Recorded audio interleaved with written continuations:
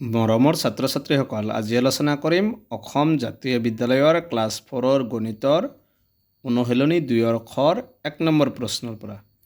1 number প্ৰশ্ন দিছে, এটা চোলাৰ দাম 675 টকা, তেনে 82টা চোলাৰ দাম কিমান হ'ব? আমাক এটা চোলাৰ দাম দিয়া আছে, আমি 82টা চোলাৰ দাম ওলাব লাগে।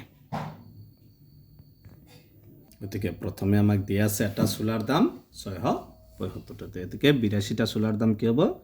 82 পূৰণ 670, মানে এইটোৰ লগত 82 লগত এইখিনি পূৰণ কৰিম। এতিয়া চাবা, 675 পূৰণ 82, পূৰণটো চাবা তোমালোকে যে 2ৰ লগত প্ৰথমে 3টা পূৰণ, 2 5 গুণ 10, হাতত 1, 2 7 গুণ 14, হাতৰ 1 15, হাতত আকৌ 1, 2 6 গুণ 12, হাতৰ 1 13, লাষ্টৰটো গোটেইখিনি লিখিবা।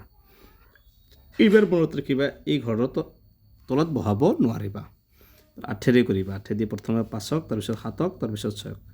8 5 গুণ 40, 40ৰ 0 হাতত 4, 8 7 গুণ 56, হাতৰ 4 কিমান হ'ব? 60, 60ৰ 0 হাতত 6, 8 6 গুণ 48, 48 আৰু 6 কিমান হ'ব? 54।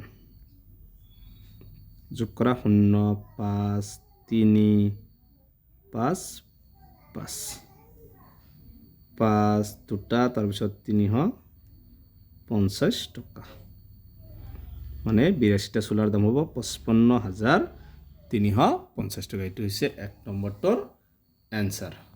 2 নম্বৰ প্ৰশ্ন দিছে, এখন ক্ৰিকেট বেটৰ দাম 1450 টকা, তেনেকুৱা 5খন বেটৰ দাম কিমান হ'ব? যদি এখন বেটৰ দাম দিয়া আছে 1450 টকা, আমি 5খন বেটৰ দাম ওলাব লাগে।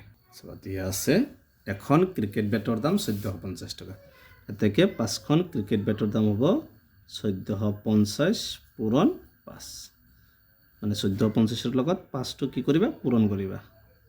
1450 পূৰণ 5, চাবা পূৰণটো 5 গুণ 0, 5 5 গুণ 25ৰ 5 হাতত 2, 5 4 গুণ 20, 20 2 22, হাতত 2, 5 1 গুণ 5, 5 2 7, কিমান হ'ব? 7250 টকা, মানে 5খন বেটৰ ক্ৰিকেট বেটৰ দাম হ'ব 7250 টকা।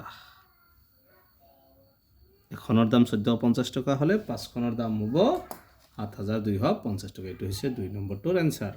3 নম্বৰ প্ৰশ্ন হৈছে, গণিতৰ এখন কিতাপৰ দাম 75 টকা, 45খন কিতাপৰ মুঠ দাম কিমান হ'ব? আমাক গণিতৰ এখন কিতাপৰ দাম দিয়া আছে, আমি 45খন কিতাপৰ দাম ওলাব লাগে। চাবা, এখন কিতাপৰ দাম দিয়া আছে, এতিয়া আৰু আমি 45খন কিতাপৰ মুঠ দাম ওলাব লাগে। গতিকে তোৰ লগত আমি কি কৰিম? 45টো পূৰণ কৰিব লাগিব। পূৰণ কৰি দিয়া,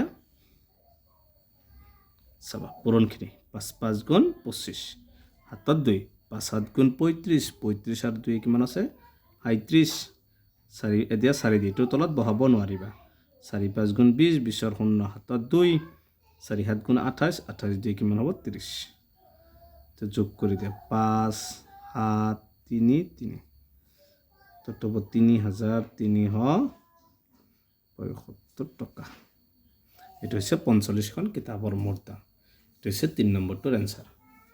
গতিকে আজি 1 2 আৰু 3 নম্বৰ প্ৰশ্ন আলোচনা কৰিছোঁ। ইয়াৰ পিছৰ ভিডিঅ'ত 4 5 6 7 8 এনেকুৱা বাকী গোটেইকেইটা প্ৰশ্ন আলোচনা কৰিম। গতিকে আজিৰ ভিডিঅ'টো এইখিনি।